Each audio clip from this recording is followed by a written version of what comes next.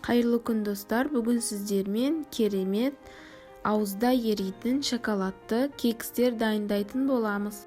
Видеоны қарамас бұрын менің каналыма тіркеліп, қоңырау батырмасын басуды ұмытпаңыздар.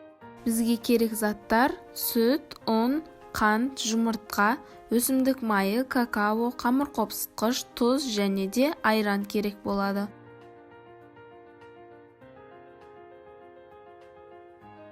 Ең алдымен ыдысымызға бір жұмыртқаны салып, оған 150 грамм қант салып, жақсылап аппақ масса болғанша миксермен немесе венчикпен араластырамыз.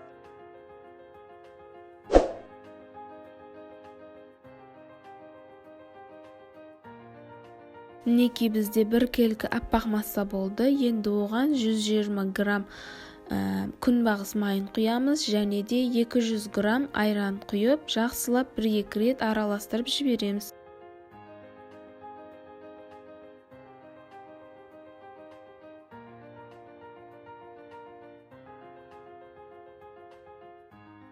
Енді массамызға 200 грамм сүт құйып, оны да араластырамыз.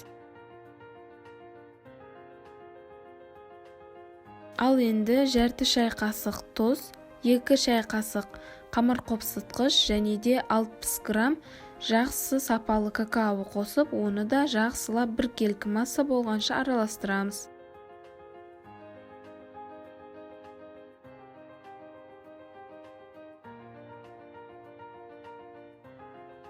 Ұнды шетінен аз-аздан қосып отырып араластырамыз. Менде толықтай 250-300 грамм ұн кетті. Ал бізде осындай сұйықтықта масса шықты. Енді оған шоколад қосатын боламыз. Қалауларыңыз бойынша шоколад қоспасаңыздар да бола береді. Оны да қосып жақсылап араластырып жібереміз. Бізге осындай кекске арналған арнайы ыдыс қажет болады. Жаймендеп кекске арналған ыдысымызға 2 ас қасықтан массамызды салып шығатын боламыз.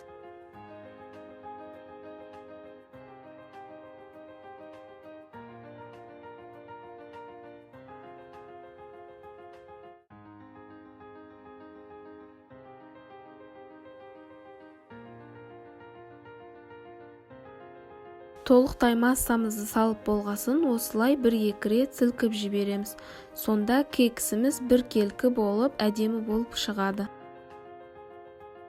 Ал үстіне шоколадтарды майдалап алып, осылай әдемілеп қойып шығамыз. Енді дайын болған массамызды қызып тұрған пеште 180 градуста 30-35 минут пісіріп алатын боламыз.